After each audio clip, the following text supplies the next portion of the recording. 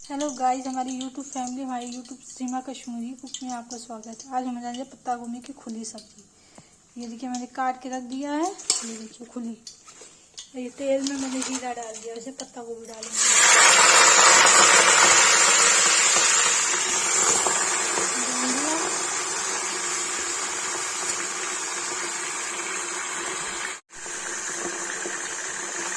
नमक डालेंगे।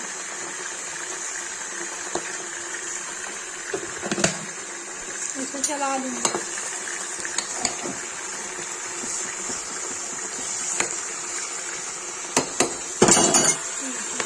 चला देंगे। जब तक ये गलेगा तब तक जो है इंतजार करेंगे।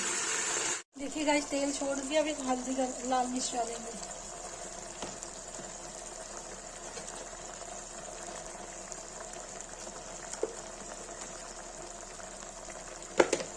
इसको चला देंगे गाइस।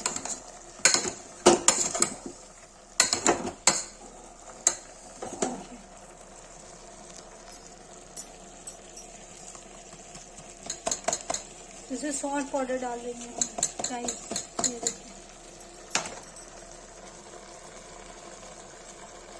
जब तेल निकल जाएगा तब इसको क्या कहते हैं, थोड़ा पानी डाल सीटी दे देंगे गाइस। ये देखिए पक रहा है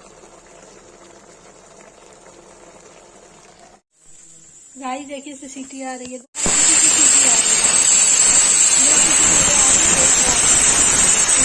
कर दूंगी। ये बंद कर दिया। अभी सीटी खुल जाएगी तो इसको मैं पलटूंगी।